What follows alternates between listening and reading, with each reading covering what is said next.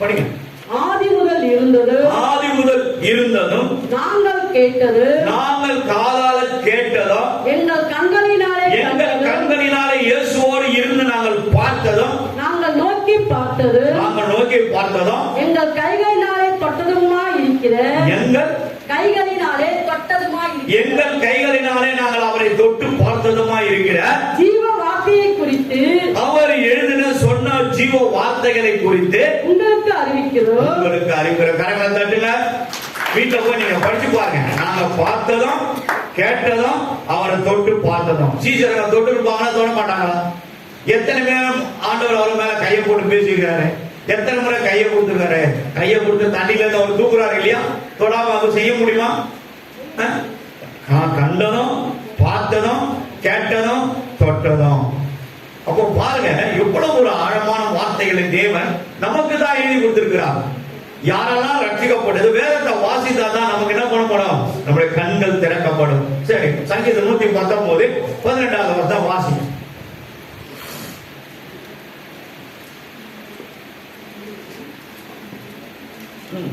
சீக்கிரம். உமது வேதத்தில் உள்ள அதிசயங்களை நான் பார்க்கும்படிக்கு அதிசயங்களை நான் பார்க்கும்படிக்கு யாரெல்லாம் படிக்கிறீங்களோ ஒருத்தருக்கும் இண்டிவிஜுவல் பர்சன் ஒருத்தருக்கும் ஆண்டவர் என்ன சொல்றாரு? இந்த வேதத்தில் உள்ள அதிசயங்களை என் கண்களால் நான் பார்க்கும்படிக்கு என் கண்களை திறந்தாலும். அப்போ உங்க கண்ணை திறந்தாதான், கண்ணை திறந்தா எப்பவுமே உங்க கண்ணு திறந்துதான் இருக்குது. ஆனா இது திறக்கிறது வேற, இந்த உள்ளான ரகசியத்தினால ஆவிக்குரிய கண்களால பார்க்கறது வேற. ரெண்டு விதமான காரியங்கள் இருக்குது. உலக ஆவினால பார்க்கிற கண்கள், உலகத்தினுடைய ஆசாபாசத்தோட நம்ம பல காரியங்களை பார்க்கிறோம். ஆனா ஆவிக்குரிய கண்கள் என்னது? Only for the Bible study, பைபிளுடைய வேர்ட்ஸ், இந்த வார்த்தை மட்டும் தான் என்ன பண்ணும்? நமக்கு அது பதில சரியா நமக்கு என்ன பண்ண கண்ணுல போக்கஸ் பண்ணும். அப்போ நம்முடைய ஜெப ஜீவியம், நம்மளுடைய ஆத்மா அவரோடு அடக்கம் பண்ணப்பட்டு இருந்தால்தான் அந்த ஸ்பிரிட்டுக்குள்ள நம்ம அதை பார்க்க முடியும். அதான் வேதம் சொல்லுகிறது. படிமா. உமது வேதத்தில் உள்ள அதிசயங்களை நான் பார்க்கும்படிக்கு என் கண்களை திறந்தாங்க. நீங்க கேட்டாதான் கர்த்தர் என்ன பண்ணுவாரு? உங்க கண்களினால திறக்க வைத்து அதை பார்ப்பார். கண்ணை திறக்கத்துனா இந்த மேல இருந்து என்ன பண்ணுவாங்க? இப்படி போட்டு கிழிச்சு மேல பெருசு பெருசா கண்ணை வச்சு காட்டுறதே இல்லை. சாதாரணமா தான் இருக்கும். ஆனா நமக்கு கண்ணுக்கு முன்னாடி ஒரு பெரிய திரை இருக்குது. அந்த திரையை நீக்கினதான் ஸ்பிரிச்சுவலா நம்மளால என்ன பண்ண முடியும்? அதை பார்க்க முடியும். அப்போ ஒரு நாளும் நம்ம பார்க்கும் போது படிக்கும் போது மத்திய மார்க்கு லூக்கா யோவான்ல இருந்து வெளிப்படுத்தல் வரைக்கும் இருக்கிற 27 அதிகாரத்தை நீங்க படிக்க ஆரம்பிச்சாவே முழு சரித்திரத்தை நீங்க படிச்சு முடிச்சிடலாம். மொத்தம் எத்தனை பேஜ் இருக்குது? 355 பேஜாமா? 56 டக்குனு சொல்லணும். 55. அப்போ இதுக்குள்ள நம்ம என்ன பண்ணோம்? அப்படியே சுத்தி ரவுண்ட் அடிச்சுட்டு வரணும், சுத்தி அடிக்கணும். அப்பதான் என்ன பண்ண முடியும்? கண்ணை திறப்பாரு. ஆவிக்குரிய கண்களால இவருடைய வார்த்தையை நம்ம பார்க்கணும். உயிர்த்தெழுந்த பிறகு 40 முறை 40 நாள் அளவுக்கும் 40 விதமான மனிதர்களுக்கு நான் உயிர் எழுந்துட்டேன், நான் உயிரோடு இருக்கிறேன், சாவ நான் ஜெயிச்சுட்டு வந்துட்டேன் சொல்லி எல்லாருக்கும் தன்னை வெளிப்படுத்தி காட்டுறேன். ஒரு முறை மார்த்தால மரியாதை, நீங்க என்னை தொடாதீர்கள், நான் இன்னும் என் பிதாவிடத்துல போறேன். சரி, உயிர் தேர்ந்தாரு. உயிர் தேர்ந்துட்டு எங்க போனாரு? எங்கம்மா போனாரு? ஒருத்தர் சொன்னாரு, ஒரு சேட்டு ஒருத்தர் சொன்னாரு, ஐயா நீங்க கிறிஸ்டியனானு. ஆமாங்க. இயேசு உயிர் தேர்ந்து கொஞ்ச நாள் சின்ன பையன் இருந்ததுக்கு அப்புறம் நடுவுல அவரோட சரித்திரத்தை காணுமையா? சரித்திரத்தை காணுமே. அவர் ஊழியர் சேர்த்த பாட்டு மட்டும் தானே உள்ள வருது, இதுக்கு நடுவில் அவர் காணுமே. அப்ப நான் சொன்னேன், எல்லாத்தையும் எழுதினா 33 ஆண்டுகள் அவர் வாழ்ந்த அந்த காலத்துல A-Z எல்லாத்தையும் வேதத்துல எழுதி வச்சிருந்தா பைபிள் இவ்வளவு பெருசு இருக்குங்க. உண்மையா பொய்யா? தலைமலை தான் தூக்கி மலை, தோல் மலை தான் தூக்கி போனோம், 10 கிலோ மாதிரி இருக்கும். அதனாலதான் என்ன பண்ண வேத பண்டிதர்கள் இது வரைக்கும் அந்த ஜனங்களுக்கு கொடுத்தா போதும்னு சொல்லி அதை எழுதியிருக்கிறாங்க. ஆனா அதை எழுதுந்து யாருன்னா கிறிஸ்தவர்கள் அல்ல, வியாக்கியானம் பண்ணவர்கள், சமஸ்கிருதத்தை படித்தவர்கள் தான் தமிழ்ல வியாக்கியானம் பண்ணதுனால அவங்களுக்கு ஏற்ற சில வார்த்தைகளை அதுல சேர்த்து விட்டார்கள். அதனாலதான் சில காரியங்கள் நமக்கு கொஞ்சம் சந்தேகமாகவே இருக்கும். சில காரியங்களை குறித்து சொல்லும் போது நம்மள அது குற்றம் கண்டுபிடிக்கிற மாதிரி இருக்குன்னா இப்படி சொல்லிக்குது, இன்னும் அப்படி இருக்குதுன்னு சொல்லி படிக்க இப்ப தெரியாது, நிறைய படிக்க ஆரம்பிச்சோம்னா உங்களுக்கு அது விளங்கும். சரி, இப்ப வேதத்துல ஒரு சில காரியங்களை நம்ம பார்ப்போம். எழுதிங்க அம்மா, மத்தேயு புஸ்தகம் 28ஆம் அதிகாரம் 1 இருந்து இயேசு உயிர் எழுந்த ஒரு காரியம்.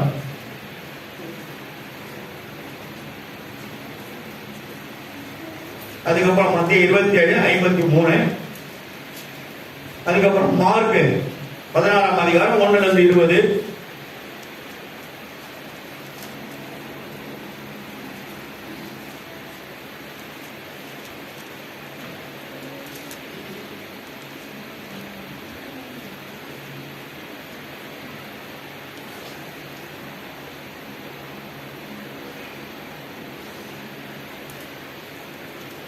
அதுக்கடுத்து லூக்கா நிருபம் 24ஆம் அதிகாரம் ஏதாவது நம்ம பார்க்க போறோம். 1 இருந்து 4 வசனங்கள். யோவான் 20ஆம் அதிகாரம் 29வது வசனம். அதே போல 20 இருந்து 20ஆம் அதிகாரம் 15 இருந்து 17 இது வரைக்கும் அவருடைய உயிர் தேடலை குறித்து மத்தேயு, மார்க்கு, லூக்கா, யோவான் ஸ்தானகர்கள் இதை அறிவிக்கிறார்கள். ஆனா நம்ம லூக்கா நிருபம் 24வது அதிகாரத்தை நம்ம எடுத்து வச்சுக்கோம். வீட்டில் போய் நீங்க பண்றதா பார்த்துங்க.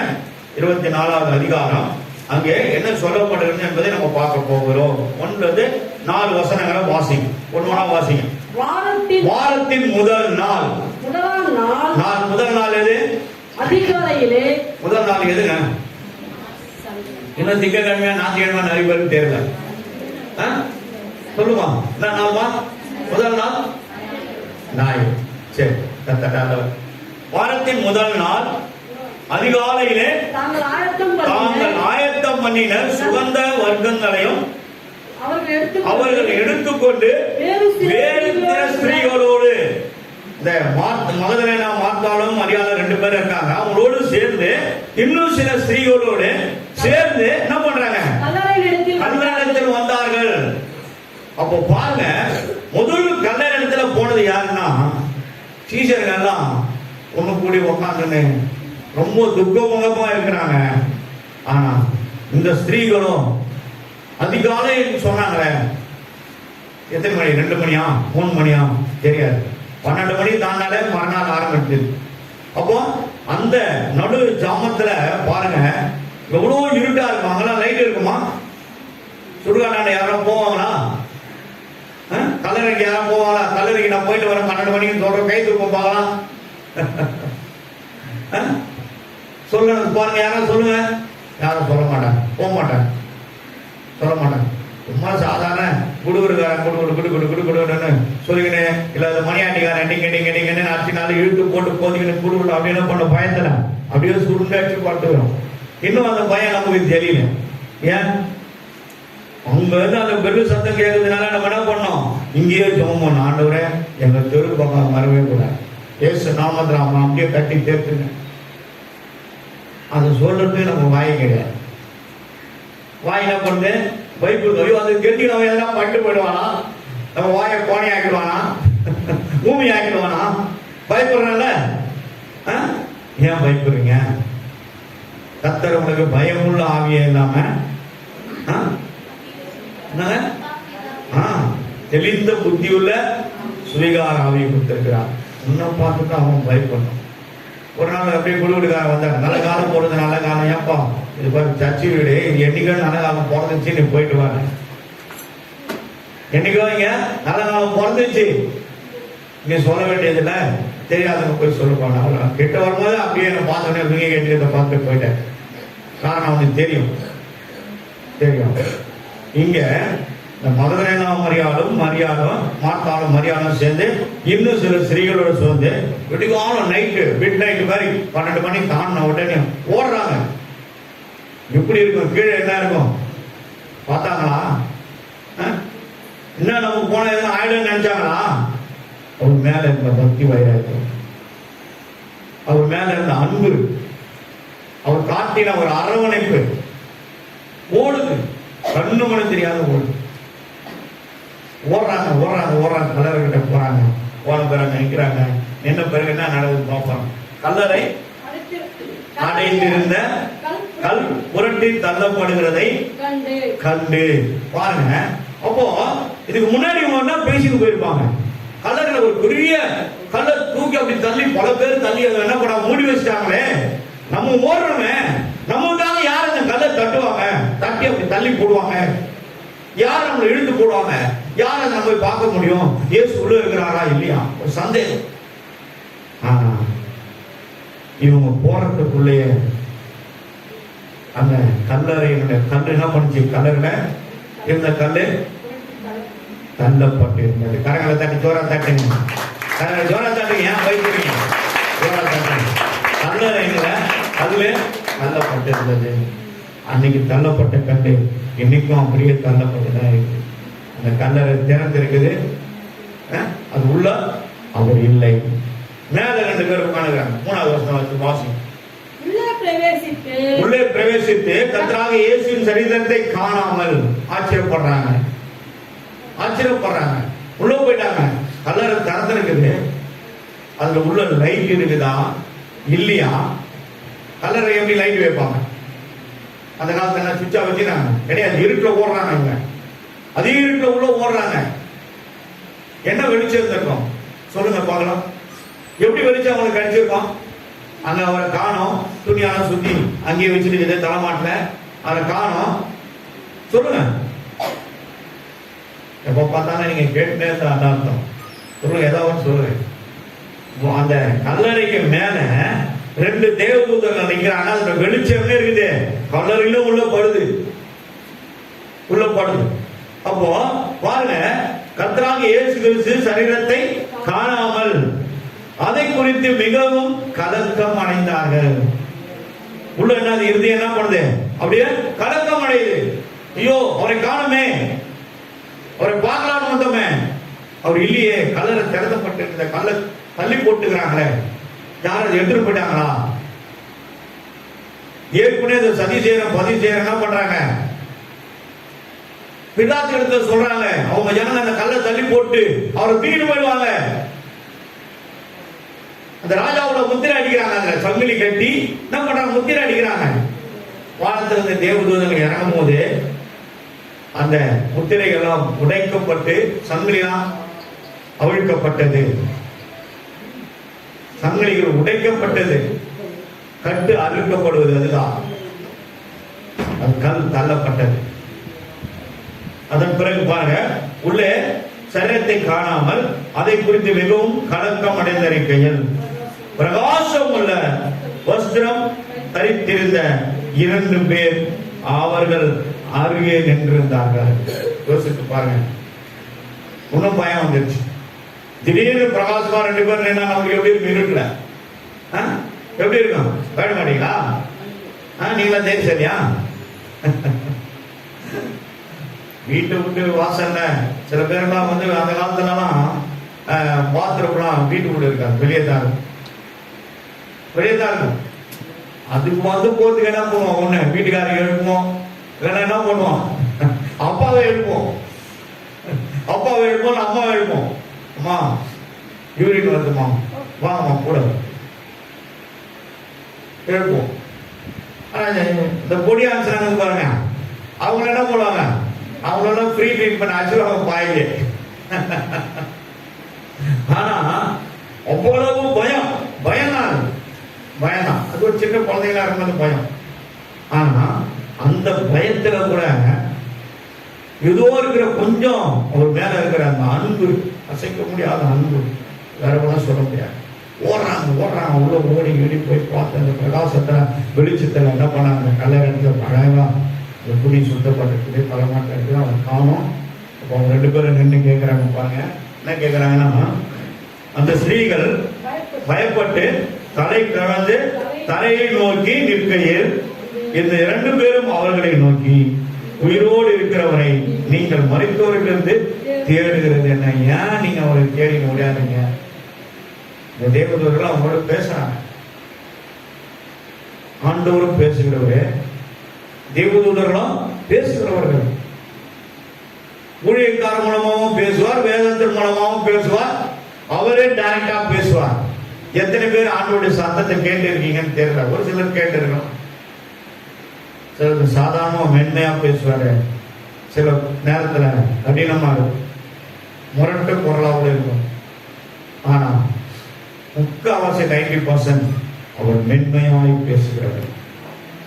அவர் மென்மையாய் பேசுகிறார், இனிய குரல்ல பேசுவார். உண்மையிலே அவருடைய சத்தத்தை நம்ம கேட்டுட்டான்னு வச்சுங்க, நம்முடைய இருதயம் மகிழ்ச்சினால அவ்வளவு சீக்கிரம் அடங்கவே அடங்க.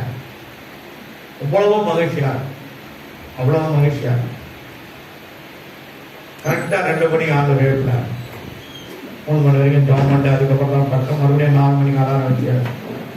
ஆனா அப்போ கூட இது உள்ள இருந்தது நான் தான் ஃபர்ஸ்ட். இதை முடிச்சுட்டு போனாதான் என் கதை தெரியும். தயார்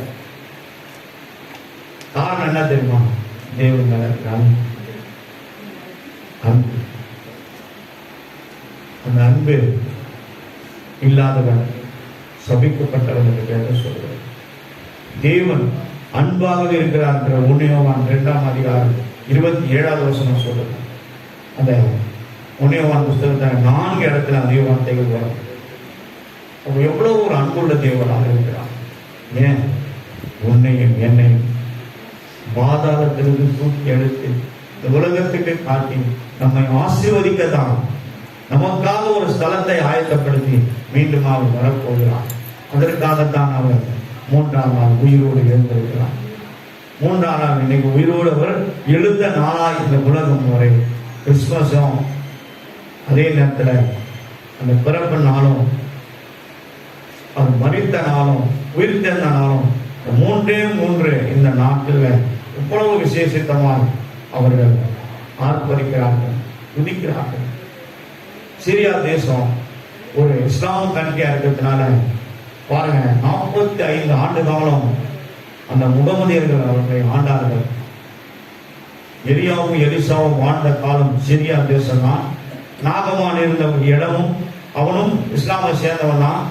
அவன் சிரியா தேசத்துடைய படைத்தலைவனாக இருந்தான். 2 ராஜாக்களின் புஸ்தகம் 5ஆம் அதிகாரத்துல வீட்டுல போய் படிச்சு பாருங்க. 27 வசனம் இருக்கும், வீட்டுல போய் படிச்சு பாருங்க. அவன் என்ன பண்றான்? படைத்தலைவனா இருக்கான். ஆனா அவனும் குஷ்டரோகியா இருக்கான். அவன் வெள்ளம் மேல அப்படி வெண் குஷ்டம். குஷ்டரோகினா இந்த கை காலம் அப்படி இருக்கிற மாதிரிலாம் இல்லை, வெண் குஷ்டம்.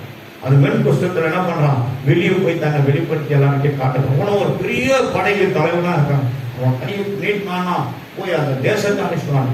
இவ்வளவு பெரிய படையை வச்சிருந்தாங்க சிரியா. ஆனா அந்த சிரியா தேசத்திற்கு அவர்களெல்லாம் வருவதற்கு முன்பாகவே இயேசு அந்த தேசத்துல இருந்து போயிட்டு வந்திருக்கிறார். அவர் மூலமா எலியாவும் எலிசாவும் அற்புதங்கள் நடந்தது அந்த தேசத்துல தான். எலியா எலிசா இருந்த அதே காலத்துல தான் இயேசுபேல் என்ற ஆகாப் ராஜா அவங்க வாழ்ந்து இருக்கிறாங்க.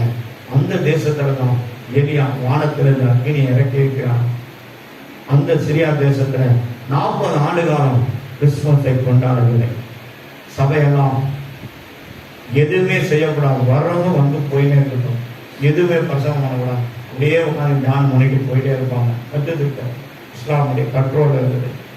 ஆனா இன்றைக்கு கர்த்தர் அதை உடைத்தார்.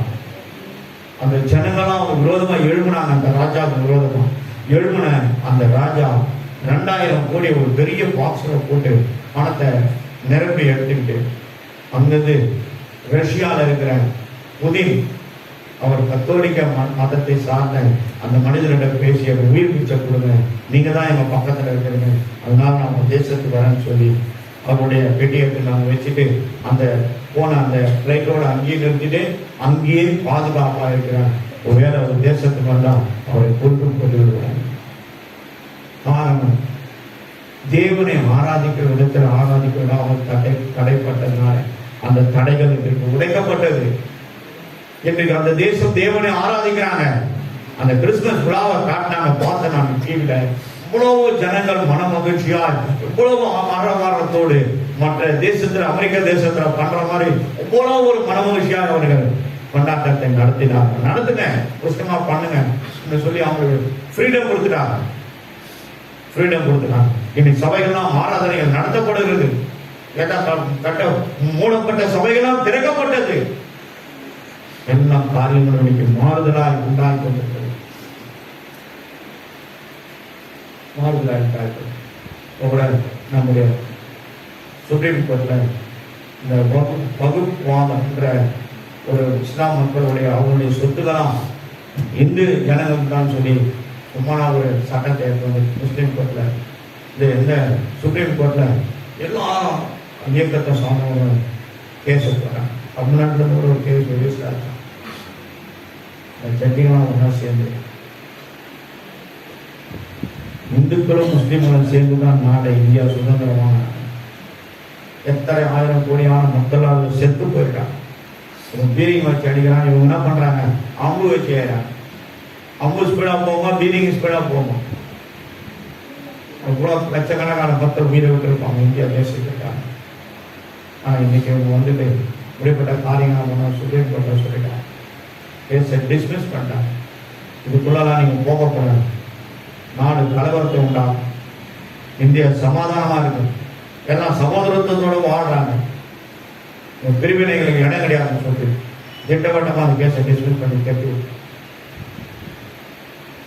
கத்திர பசுத்தராமத்திற்கு மகிமையா. கர்த்தர் நமக்காக யுத்தம் பண்ணி கொண்டிருக்கிறார். இந்த தேசத்துல தேவன் நமக்காக யுத்தம் பண்ணி கொண்டிருக்கிறார். அப்பவும் ஒரு பாயிண்ட் அவுட்ல ஒரு இஸ்லாம ஒரு சீஃப் ஜட்ஜி கிட்ட ஒருத்தர் பேசுறாரு. அப்புறம் ஏன் நீங்க பாபர் மசீதை இடிச்சுட்டு ஒரு துரோகத்தினால தான் நீங்க எல்லாம் செய்றீங்க, ராமர் கோயிலை கட்டிங்க.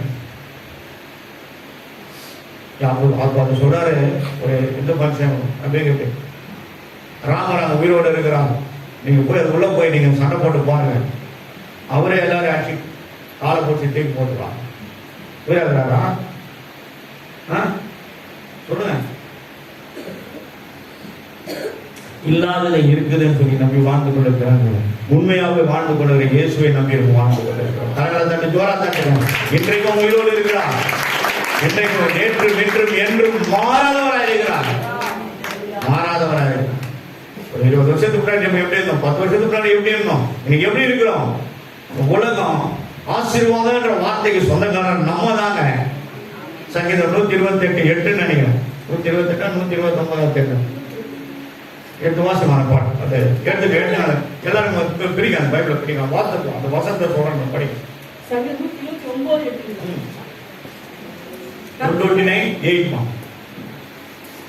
கர்த்தருடைய ஆசீர்வாதம் உங்களுக்கு உண்டாவதாக, கர்த்தரின் நாமத்தினால் உங்களை ஆசீர்வதிக்கிறோம் என்று வழிபாக்கள் சொல்லுவதும் இல்லை. உங்க வீட்டுக்கு வழியா போற ஒரு ஆளு, ரோட்ல போற ஒரு ஆளு, உங்க வீட்டு தெரு மேல போற ஆளு என்ன சொல்லுங்க, பூ வித்துட்டு போவாங்க, மீன் வித்துட்டு போவாங்க, உடம்பை வித்துட்டு போவாங்க, கோலக்காய் வித்துட்டு போவாங்க, அப்புறம் இந்த வித்துட்டு போறாங்க. இவங்க எல்லாம் சொல்றது யாருக்கு அதிகாரம் கிடையாதுங்க. அதிகாரம் கிடையாது. யாருக்கு அதிகாரம்? உன்னை ஆசீர்வதிக்க ஒரு கிறிஸ்தவனுக்கு தாங்க அந்த அதிகாரம். வேற அந்த அதிகாரம் யார் மேல இருக்குது சொல்லுங்க? உங்க மேலதாங்க வச்சிருக்கிறாரு அவரு. ஆண்டவரே இந்த குடும்பத்தை நாங்கள் ஆசீர்வதிக்கிறேன் ஜெபம் பண்றீங்க. அந்த வார்த்தை தான் அந்த வீட்டை ஆசீர்வதிக்குது. தொடர்ந்து ஜெபிக்கிறோம். நம்ம மாதவர்களுக்காக எத்தனை முறை நம்ம ஜெபிச்சுட்டு இருக்கிறோம். கண்டிப்பா ஒரு நாளைக்கு ஒரு மாறுதல் உண்டாகும். மாறுதல் உண்டாகும். சேச சபையில கூப்பிட்டு நீங்க பெந்தகோஸ்தேக்காரங்க பேச வைக்கிறாங்க. ஆச்சரியமா இருந்தது. எனக்கு மட்டும் காதுல வந்து அந்த ஐயா சொல்றாரு, ஐயா இன்னும் 15 நிமிஷம் நீங்க எடுத்துக்கொள்ளுங்க. கடைசியா இந்த பில்டிங் கட்டாம பண்ற நிறைய தடைகளுக்காக ஜெபம் பண்ணி முடிங்க. கட்டுகள் அறுக்க முடியாது, மாந்திரிகள் எரிஞ்சு சாமடாக முடியாது ஜெபம் பண்ண. 54 வசனத்தை சொன்னேன். எப்படா ப்ரோ வசனத்தை சொல்றாங்க பாக்குறாங்க. ஆச்சரியமா இருக்குது. அது கர்த்தர் கொடுத்த ஆசீர்வாதம். மனுஷனால் கொடுக்கப்பட்டதுல நம்ம தாங்க ஆசீர்வதிக்க முடியும்.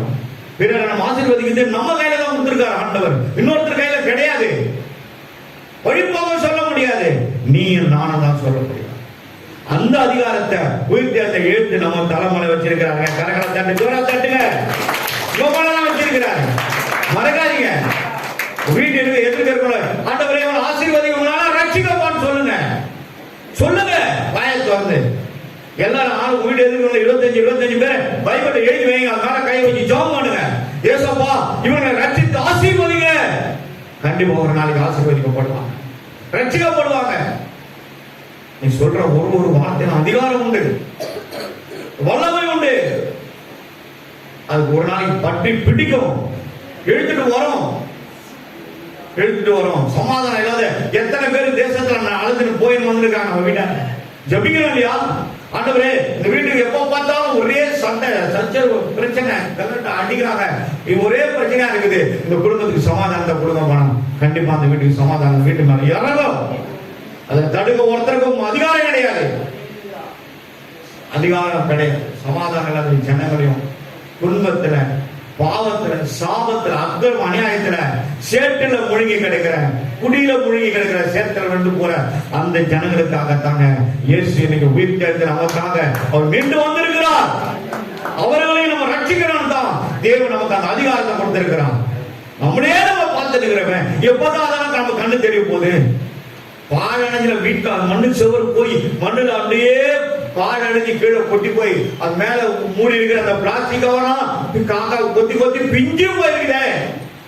அவ்வளவு சாபத்துல வாழ்ந்து கொண்டு இருக்கிறாங்களே. அவங்களுக்கெல்லாம் யார் போய் சொல்லுறது? யார் சொல்லுறது? ஆண்டவர் உயிர் தேர்தல் எதுக்குங்க? போய் சொல்லு. ஒரு முறையாவது நீ இயேசு அவங்களுக்கு சொல்லி இருக்கிறியா? வீட்டு எதிர்க்க எப்படி இருக்கிறாங்க? நம்ம பூமியம்மாவுடைய மகன் இறந்துட்டார். அப்ப அன்னைக்குதான் அந்த தெருவுல நான் போய் அப்படி சந்தில போயிட்டு இன்னொரு பைபாஸ் மாதிரி ஒரு சின்ன துண்டு அந்த இடத்துல போனா அத்தனை கூட சாபம். தீகாரணி பக்கம் உள்ள போய் பாருங்க. இன்னைக்கும் மாட்டு சாணத்துல அப்படியே ஜனங்க பேரன்னு கிடக்குது. நாத்தன் மாடுகளை வச்சு நாங்க மேல அப்படியே உழுது கிடக்கிற மாதிரி கிடக்குது. எல்லாம் ஓலை கட்டாங்க. ஏன்? அவர்களுக்காக இயேசு வந்திருக்கிறாரு.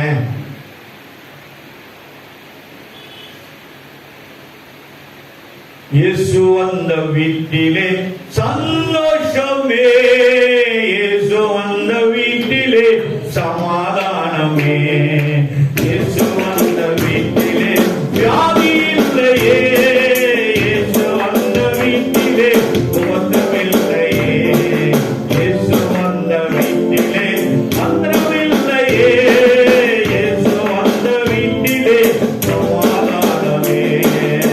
இயேசு வீட்டுக்கு வந்தாரா அந்த வீட்டுக்கு அன்னைக்கே எல்லாம் முடிஞ்சு போச்சு. சமாதானம் வீட்டுக்கு ஃபுல்லா நிரம்பிடும். வேற யாரும் கொடுக்க முடியாதுங்க, அவரு தாங்க. யோவான் 14ஆம் அதிகாரம் 27ஆம் வருஷத்தை கொஞ்சம் பொறுமையா வாசிங்க. கேட்டு வாசிங்க. உலகம் கொடுக்கிற சமாதானம் அல்ல. இயேசு சொல்றாரு, நான் என்னுடைய அவருடைய சமாதானத்தை நான் உங்களுக்கு தருகிறேன். படிங்க. சமாதானத்தை உங்களுக்கு வைத்து போகிறேன், என்னுடைய சமாதானத்தையே உங்களுக்கு கொடுக்கிறேன்.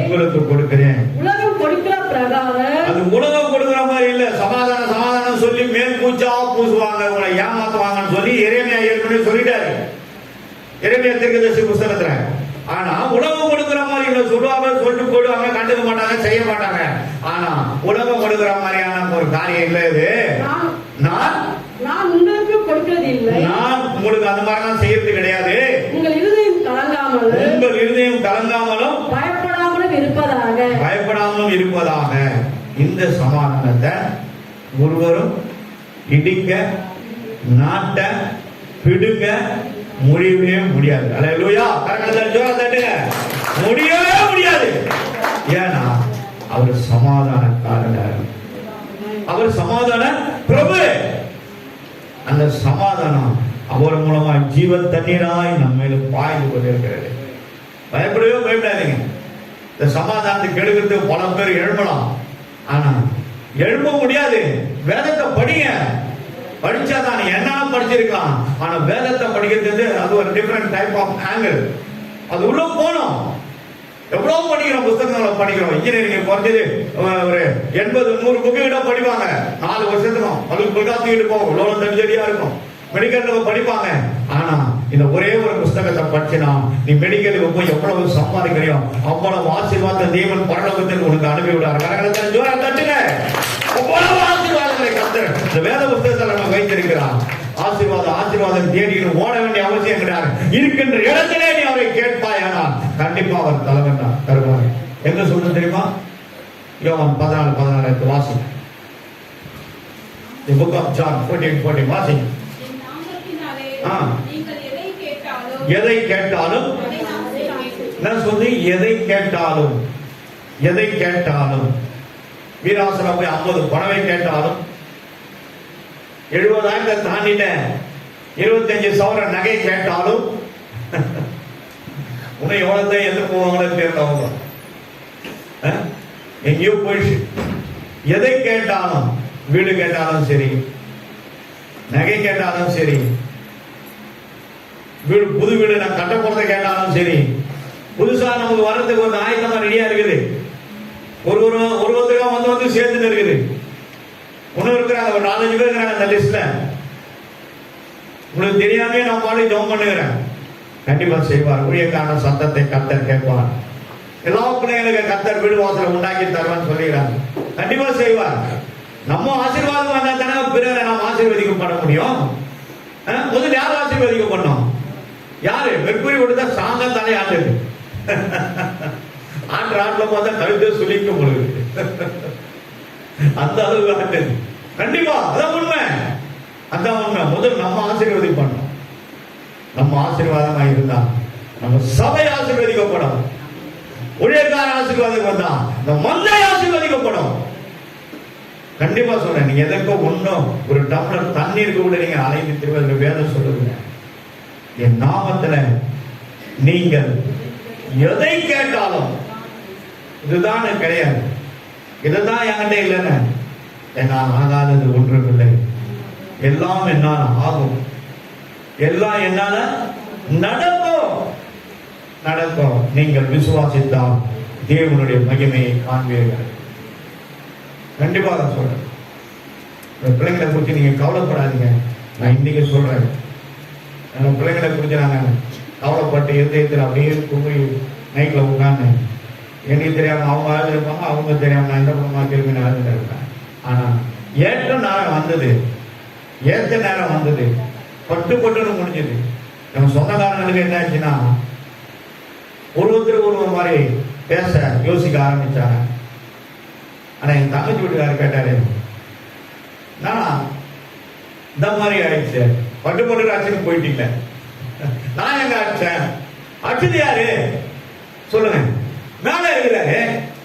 நம்ம சமையல் நம்ம ஜெபிக்கிறோம், அவன் வேலை அங்க நடக்குது, வேலை கீழே முடியுது. மேல வேலை முடிஞ்சா கீழே வேலை முடிஞ்சிடும். எல்லாத்துக்கும் இந்த உலகத்துக்கு ஆச்சரியமானது.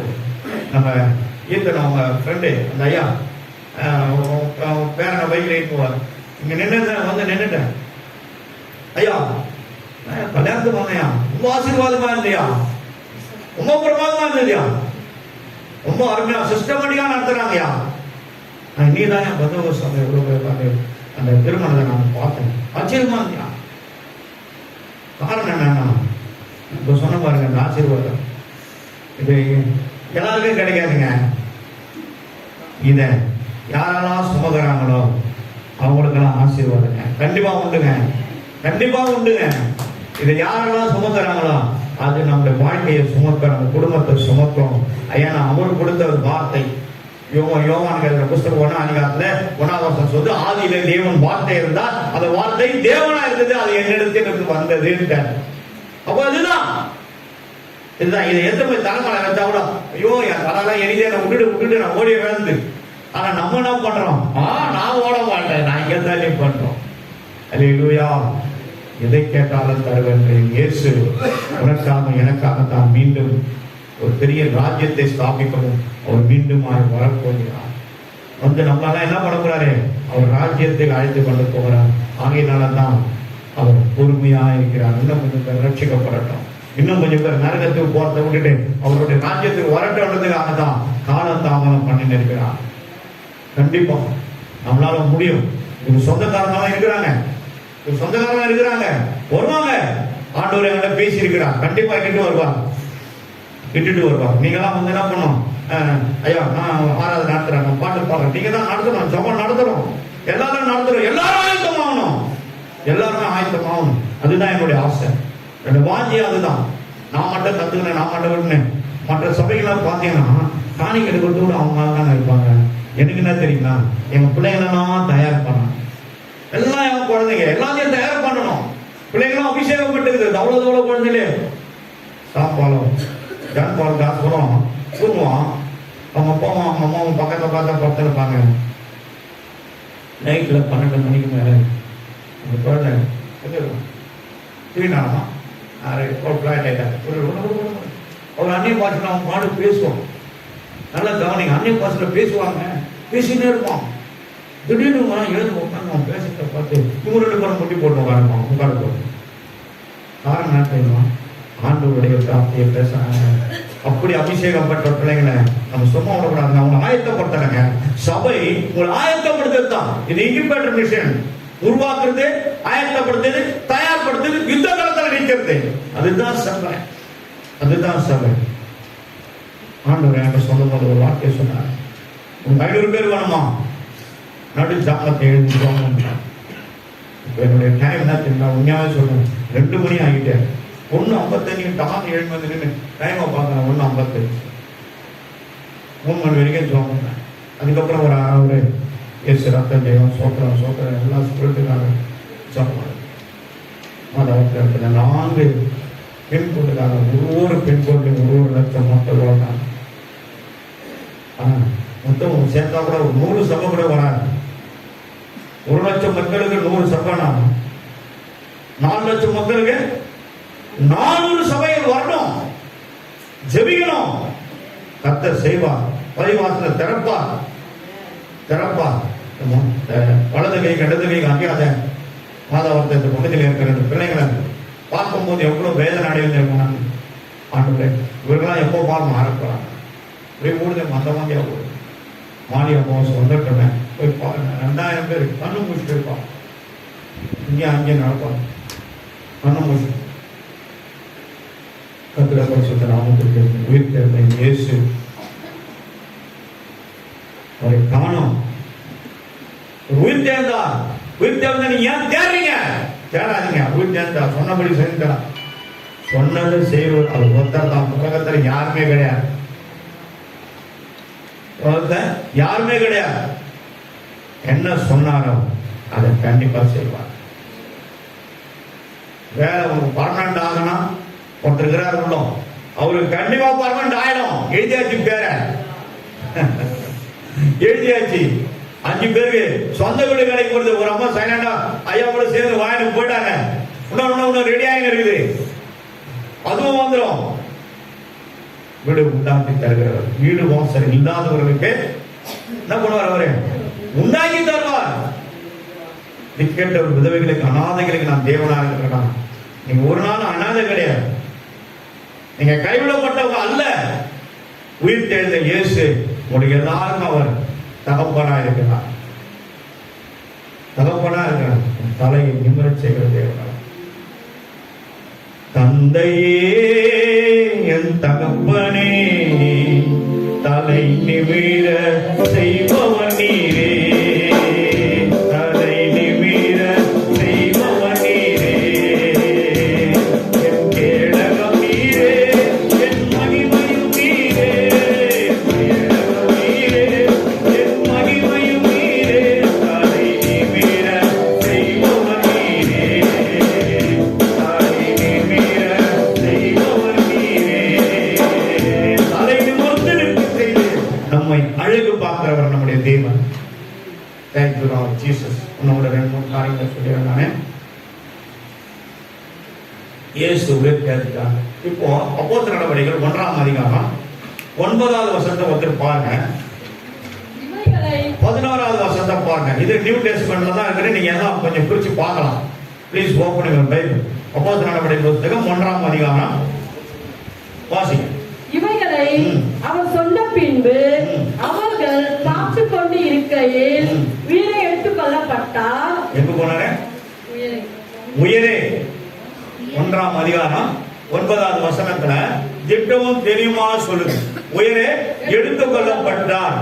அப்ப பாருங்க, உயிரை எழுப்பத்துக் கொள்றதுக்கு முன்னாடி இங்க ஒருத்தர் சொல்றாங்க, என்ன சொல்றாங்கன்னா, கலிலியா மனுஷர் நீங்கள் ஏன் வானத்தை அறந்து பாக்குறீங்க? 2 பேரும் வராங்க. அந்த கலிலியா மனுஷருக்கு தெரியுது. ஏன்னா நல்லா கவனிங்க, ஆண்டவர் அந்த கலிலியோ பட்டணத்துல கடற்கரை தான் வாழ்ந்தார். அங்கதான் அவருடைய ஊழியத்தை தொடங்கினாரு. அதே கலிலியோ பட்டணத்துல தான் அவர் என்ன பண்றாரு? எடுத்துக்கொள்ளப்படுகிறார். அந்த கலிலியோ பட்டணத்தின் அந்த உப்பு கடலுக்கு அந்தாண்ட ஒரு குகைகள் இருக்குமா. அந்த குகைகள்ல யூத ஜனங்கள் அந்த காலத்துல வாழ்ந்துருக்கிறாங்க. அங்க இருக்கிற அந்த குகைகளில ஒரு பானையில ஒரு தோல் சுருள் இருந்தது. அந்த தோல் சுருள் தான் ஏசியா தீர்க்கதரிசியின் புத்தகத்தை கொஞ்சம் எழுதி வைத்திருக்கிறாங்க. ஒரு 40-50 பேஜுக்கு எழுதி வச்சிருக்கிறாங்க.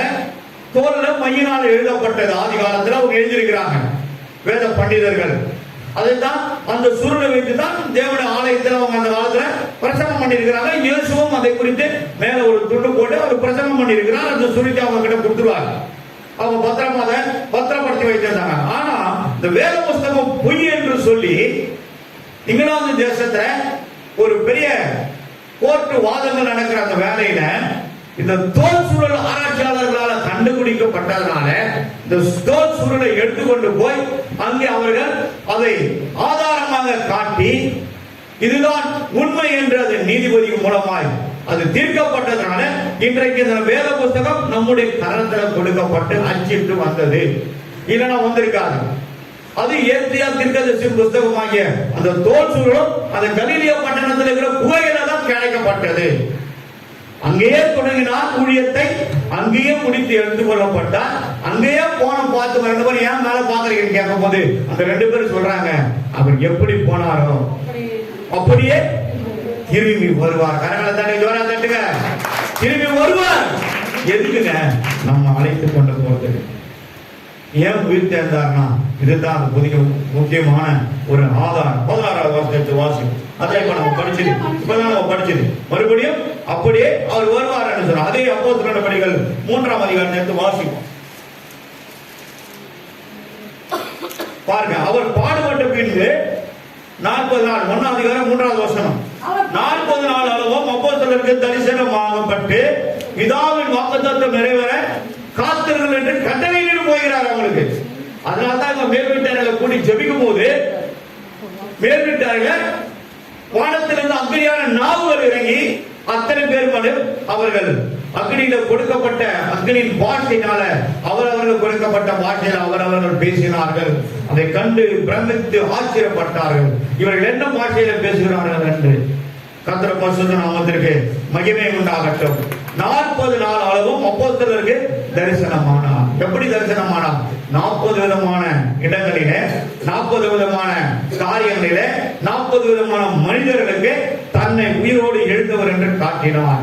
முதலாவது காட்டுவதற்கு முன்பாக அவர் சந்திக்கப்பட வேண்டிய ஒரு இடம் எங்கே என்றால், நோவாவின் பேழையில காக்கப்பட்டவர் எத்தனை பேர்? 8 பேர். பேதுரு புத்தகத்தில் இருக்குது, பார்க்கலாம், அப்புறம் பார்க்கலாம். அப்போ அந்த 8 பேர் மட்டும் தான் காக்கப்பட்டார்கள். ஆனால் அந்த நோவாவின் பேழையில அந்த 8 பேர் காக்கப்பட்டதுக்கு மற்றவர்களாம் அழிந்து போனவர்கள் எல்லாம் நரகத்தில் நடக்கிறாங்க. எல்லாம் ஜலத்தினால முழுகி மரித்து போறாங்க. அந்த ஜலத்தினால இருக்கிற அந்த ஜனங்கள்லாம் நரகத்துக்கு போனதுனால அந்த நரகத்தில் அக்னியை வெந்து கொண்டிருக்கிற அந்த ஜனங்களுக்கு போய் இயேசு கிறிஸ்து என்ன அறிவித்தார்? பிரசங்கித்தார். சுவிசேஷத்தை அவர் பிரசங்கித்தார். யோசித்து பாருங்க, மரித்து உயிரோடு எழுந்து கூட அவ்வளவு ஆத்ம பாரத்தில் நிரப்பப்பட்டவராக காணப்பட்டார். பாதாளத்தில் இருக்கிற ஆவிகளுக்கு போய் அவர் பிரசங்கிக்கிறார். அதுக்கப்புறம் அடுத்த வசனத்தை பாருங்க. அப்போஸ்தலர் நடபடி 1ஆம் அதிகாரம் 13வது வசனத்தை வாசிங்க. அவர்கள் அங்கே வந்தபோது மேல் வீட்டில் ஏறினார்கள். அதில் எல்லா சீஷர்களும் ஒன்றா கூடி ஜெபிக்க முடியாது, தங்கி இருக்க முடியாது சொன்னதுனால அவர்கள் என்ன பண்ணாங்க, அங்க போயிட்டாங்க. இன்னொரு வசனத்தை எடுத்து வாசிப்போம். 1 கொரிந்தியர் புஸ்தகம் 15ஆம் அதிகாரம் 6வது வசனம். அதற்கு பின்பு அவர் 500 பேருக்கு அதிகமான என்ன பேஜ் நம்பர் 242 பக்கத்தை கொஞ்சம் பிரியும். 242 பிரியும். 500 பேருக்கு மத்தியில திரளான ஜனங்க இருக்கிற இடத்துல அவர் என்ன பண்ணாராம், அதிகமான ஒரே வேலையில பாக்குற மாதிரி அவருக்கு படிக்க அதிகமான சகோதரருக்கு ஒரே வேளையில் தரிசனமானார். ஒரே நேரத்துல தரிசனம் 500 பேருக்கு மேலான மக்கள் மத்தியில தன்னை வெளிப்படுத்தி காட்டுகிறார். நான் உயிரோடு இருக்கிறேன். உயிரோடு எழுந்தவரே உம்மை ஆராதனை செய்கின்றோம், ஜீவனின் அதிபதியே உம்மை ஆராதனை செய்கின்றோம். அல்லேலூயா ஓசன்னா, அல்லேலூயா ஓசன்னா, அல்லேலூயா ஓசன்னா, அல்லேலூயா ஓசன்னா.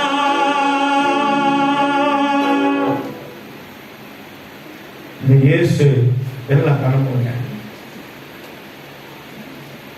ஏன் உயிர் தெரிந்தார்னா, அவர் நமக்காக ஒரு ஸ்தலத்தை ஆயத்தப்படுத்திவிட்டு மீண்டும் வரப்போகிறார். இயேசு கிறிஸ்துவின் 2ஆம் வருகை கண்டிப்பாக உண்டு. வரப்போறான்னு சொல்லி 100 ஆண்டுகளுக்கு மேல இந்த கிறிஸ்தவர் பொய் சொல்லிருக்கிறாங்கன்னு சொல்றாங்க.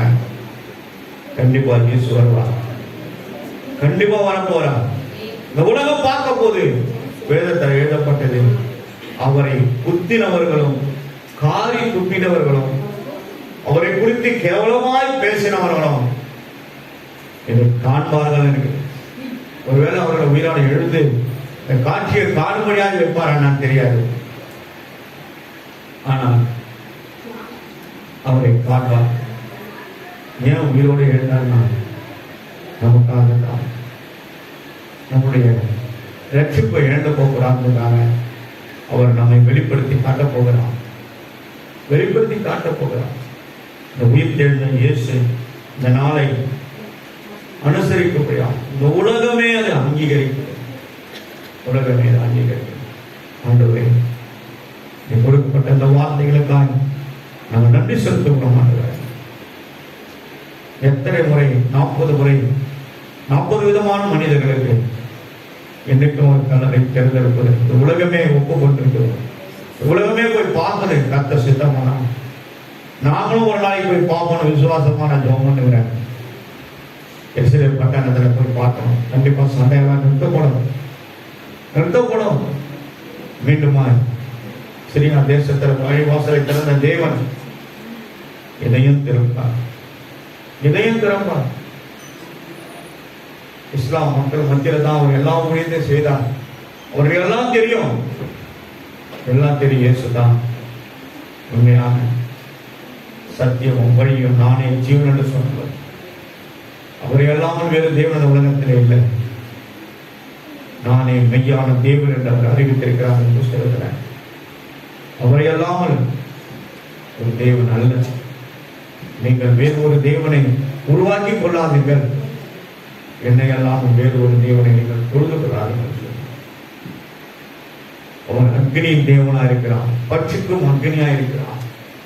மோசே 2 கற்பனைகளை அவன் தன்னுடைய அக்னியான விரலினால் அந்த 10 கட்டளைகளை எழுதியிருக்கிறான். Thank you Lord Jesus. Thank you Father. அன்பின் பிதாவே, குமாரா இயேசு நாமத்தில் நல்ல காலங்களை சொல்கிறோம்.